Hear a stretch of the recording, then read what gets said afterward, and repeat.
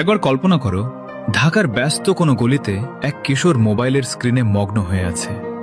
কেউ জানত না এই শান্ত ছেলেটি একদিন বিশ্বমঞ্চে বাংলাদেশের পতাকাকে গর্জন করতে শেখাবে। এই গল্পের নায়ক আর কেউ নয়, আমাদের সবার পরিচিত মইনুর রহমান মাহিদ, যাকে দুনিয়া চেনে RHK ব্লেড নামে। গল্পটা শুরু হয় সাধারণ এক গেমার হিসেবে, কিন্তু মাহিদের জেদ ছিল অন্য লেভেলের। যখন সবাই ভাবত 4 বা 6 আঙ্গুল ছাড়া প্রো প্লেয়ার হওয়া অসম্ভব, মাহিদ তখন মাত্র 2 আঙ্গুলের জাদুতে স্ক্রিনের ওপর তাণ্ডব চালাতেন। তার খেলার ধরন ছিল ঝড়ের মতো। শত্রু কিছু বুঝে ওঠার আগেই ব্লেড তার নিখুঁত মুভমেন্ট আর দুর্দান্ত শটে সব তছনছ করে দিতেন।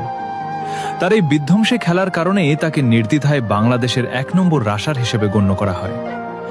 মাহিদের আসল লড়াই শুরু হয় যখন তিনি রেড হকস RHK টিমে যোগ দেন। একা কোনো যুদ্ধ জেতা যায় না, আর তাই মাহিদের পাশে পাহাড়ের মতো দাঁড়িয়েছিলেন তার সুযোগ্য টিমমেটরা রাহাত, নিজাদ এবং কুতুস কাফি। এই 4 জনের সমন্বয়ে গড়া রেড হকস হয়ে ওঠে এক অজেয় শক্তি। এই দুর্দান্ত স্কোয়াড নিয়ে তারা বাংলাদেশের ফ্রি ফায়ার প্রো লিগে FFBPL টানা 3 বার চ্যাম্পিয়ন হয়ে হ্যাটট্রিক করার অবিশ্বাস্য গৌরব অর্জন করেন। কিন্তু ব্লেডের স্বপ্ন ছিল সীমানার ওপারে। তার জীবনের অন্যতম বড় অর্জন হল আন্তর্জাতিক মঞ্চে দেশের হয়ে লড়াই করা।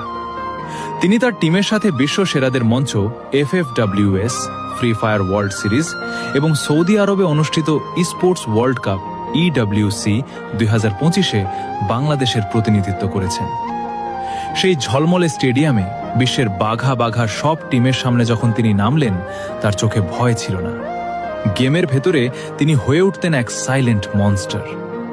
শান্ত চেহারার আড়ালে লুকিয়ে থাকা সেই বিধ্বংসী প্লেয়ারটি যখন অসম্ভব সব পরিস্থিতি সামলে নিতেন, তখন সারা বিশ্বের ধারাভাষ্যকাররা চিৎকার করে উঠতেন তার নাম ধরে।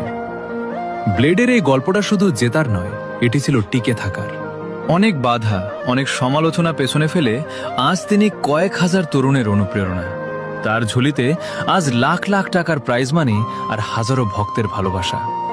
গল্পের শেষে দেখা যায় মাহিদ আজও সেই আগের মতোই শান্ত। 4 নভেম্বর যখন তার জন্মদিন আসে, তিনি শুধু কেক কাটেন না, বরং নতুন এক যুদ্ধের প্রস্তুতি নেন। কারণ তিনি জানেন রাজার সিংহাসন পাওয়া সহজ, কিন্তু সেই সিংহাসন ধরে রাখতে হলে প্রতিদিন ব্লেডের মতো ধারালো হতে হয়। আর এইভাবেই এক সাধারণ কিশোর থেকে বাংলাদেশের 1 নম্বর রাশার RHK ব্লেড হয়ে ওঠার এই মহাকাব্য বাংলাদেশের স্পোর্টস ইতিহাসে স্বর্ণাক্ষরে লেখা হয়ে যায়।